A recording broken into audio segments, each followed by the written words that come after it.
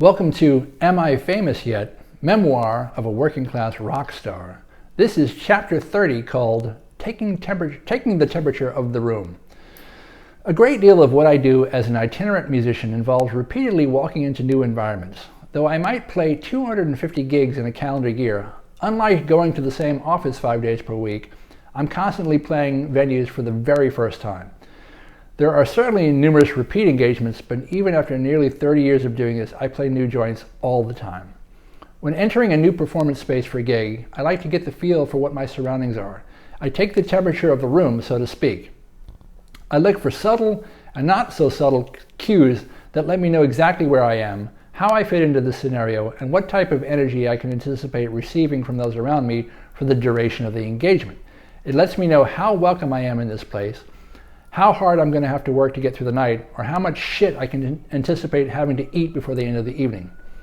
Almost always I have traveled over some time and distance to get to a venue. Travel is tiring, no matter who you are.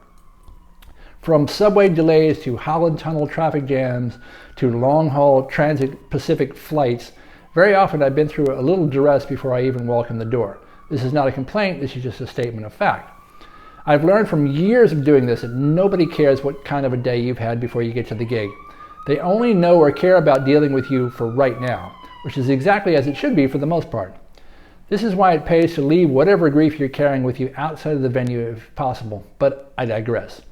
When walking into a new dressing room for the first time, if there is a bottle of water waiting for the weary traveler, that tiny gesture of hospitality goes a long way. I guess one of the reasons why I remain impressed by being offered a mere bottle of water after all this time is because it so rarely happens. Usually there's nothing. You should expect nothing. There will be nothing. You'll get nothing and like it. I have a long-running joke about asking people at the venue if this is indeed the hostility suite. I repeat myself a lot. You'll get used to it. There are other indications besides the usual non-availability of food and drink that may indicate just exactly where one has found oneself at the end of one's travels. For instance, a hotel I was scheduled to stay in Miami Beach advertised on their website, "Bachelorette party packages, your last fling before the ring." Oh boy. I noticed immediately upon entering my room in this very cute, newly renovated Art Deco hotel, the easy clean, squeegee-friendly plastic flooring. It told me a great deal about the clientele of the hotel and about my chances for enjoying a quiet night's sleep at this lovely establishment. If the website advertisement weren't enough of an advance hint, the check-in desk would have been the clincher. There was a live DJ in the hotel lobby set up with full party volume PA system. Normal conversational volume with the receptionist was rendered impossible, requiring her to scream at me, "I need your ID and a credit card for incidentals," with the same ferocity one might intone towards a mixologist in a thunderous nightclub. "Give me a Bay Breeze and a Jaeger bomb."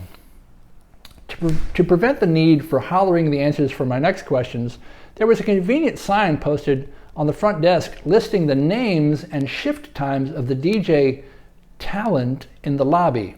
It was clear from this placard that DJ Marvin would be spinning until 2 a.m. Even though my room was on the third floor, DJ Marvin and I seemed to enjoy a special relationship in my bed until that hour. After 3 days of that town where a DJ seems to come pouring out of every business and establishment on the main drag, I had had quite enough of the unka unka music.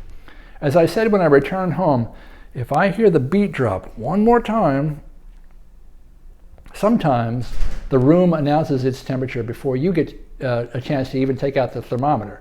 Countless other times when we have been accosted by a restaurant owner or country club manager as we are physically walking in through the door.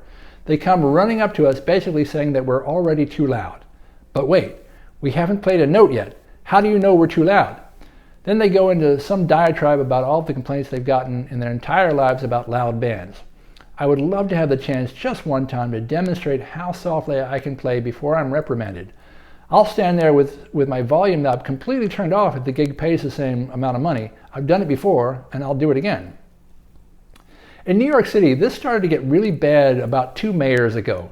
Blowhard Rudy Giuliani and his successor, Mike Bloomberg, started Juliana started and Bloomberg continued to literally criminalize sound.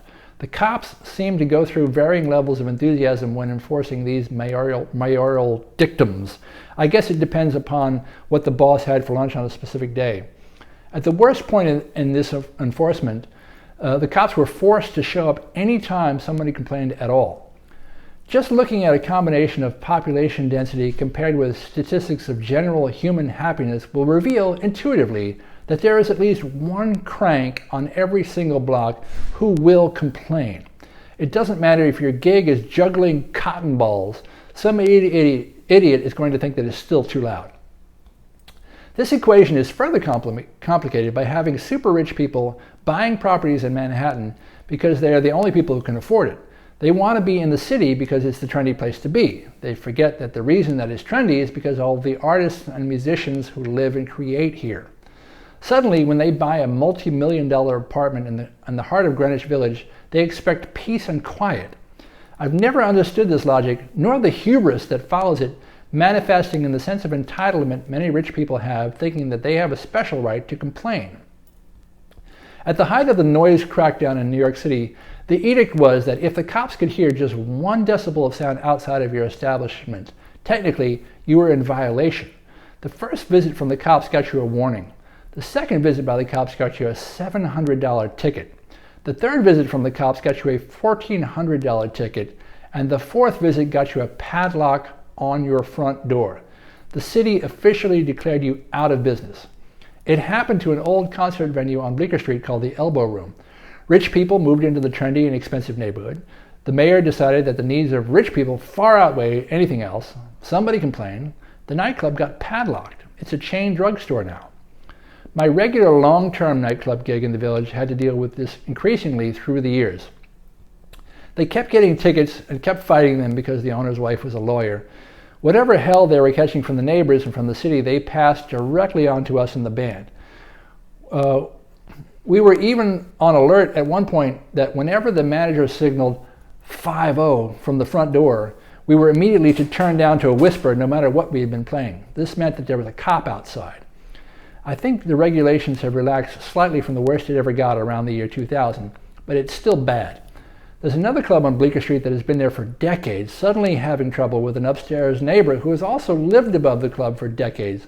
Some people just want to cause problems. In a way, I get it when a bar manager comes running over to me and tells me that I'm too loud before I even get the bass out of the case. It still doesn't make it any more fun to hear. When playing gigs in restaurants and in catering halls especially, it's often a fun little game to try to figure out how musician-friendly they are in any given establishment. Do they like bands or feel compelled to barely tolerate them? Are we going to have an easy night of working with a professional and in a cordial manner with a maitre d', or is it going to be a long and adversarial engagement? One simple litmus test I like to perform is going up to the bar and seeing if I can get served. Many catering halls have a strict policy about not serving the musicians alcohol. I can understand why having an open bar for bands probably isn't a good idea in general, but I'm over 21. It's legal for me to responsibly and enjoy an adult beverage. In a room full of other adults also enjoying fermented products, it feels oddly punitive if I am not allowed to play in any of their reindeer games. This prohibition happens so frequently that my standard wedding band rig consists of a bass, an amp, any sheet music I will need for the evening, power bars for the disappointingly frequent instances that the catering hall refuses to serve me anything non-carnivorous, and a flask with Jack Daniels in it just in case. On a band break, I will belly up to the bar and say, "Give me a club soda, please." I will wait a beat. Then I add, "And give me a shot of Jack to help wash that down with." Usually they laugh. About a third to a half of the time, they will give me the shot. The rest of the time, they will say they can't serve me because I'm in the band. But I have presented it to them as a joke so they don't have to get all nasty about refusing. And then occasionally something else entirely happens. At one particular Russian catering hall way out in the wilds of Brooklyn, next door to a bowling alley that had razor wire across the windows, any attempts to seem opulent, high class, or even gaudy were laughable. It was a hellhole neighborhood and just barely maintaining appearances with duct tape and chicken wire. I went up to the bar and handed my standard line, "Give me a shot of Jack to wash that down with." The Russians aren't known for their senses of humor. I guess it's cold where they come from, and by that I mean Sheepshead Bay. The bartender deadpans without missing a beat, "We only have Johnny Walker Blue." Now, Johnny Walker Blue costs about $200 per bottle. Shots of blue in Manhattan will run $45 to $65 each. A scum hole on Avenue X in Brooklyn does not have only Johnny Walker Blue. I would venture to say that they very likely don't have any Johnny Walker Blue. So sure, they have the bottle, but whatever's inside is something else. I told him that would be fine. He poured me the shot. I enjoyed whatever rot gut it was as much as I would enjoy anything else. Another notable instance of knowing exactly what kind of establishment I was entering happened to me at a modest hotel in Miami. There was a sign by the front desk that said, "No refunds after 15 minutes." Anytime someone has gone to the trouble to make a sign, this means that said behavior or phenomenon is enough of a recurring theme to be an issue. So let us examine what this sign told us about this hotel immediately upon check-in. The very first line of the hotel policy stated that it was a drug-free environment. That sounds like a sensible position, but again, if it needs to be committed to a wall posting on the very top line, it means that there have been numerous past occurrences to warrant said signage. Shirt and shoes are required. This is a little more understandable of a reminder given the fact that the hotel is in Miami, though it was miles away from any beach or pool. No alcohol, littering, or assembly in the common area or lobby. Again, fair enough. But the need to say it explicitly means that it needed to be said. But what's that on the last line? No refund after 15 minutes. There's the thing that spoke volumes about where we were. It made me wonder how many incidences there had been in the past to warrant such a declaration, what their frequency was, and what was the motivation of the refund seekers. This was a humble hotel, privately owned, not a corporate chain, located directly across the street from the University of Miami. Perhaps certain clientele booked the rooms sight unseen online and were possibly disappointed with the humble yet clean accommodations upon first sight. That's possible. But let's face it, most of those incidents probably sprang from guests performing some sex act, drug imbibement, or more likely, some unholy combination of the two within a very short elapsing of time, then demanding their money back from the front desk clerk. Welcome to Miami.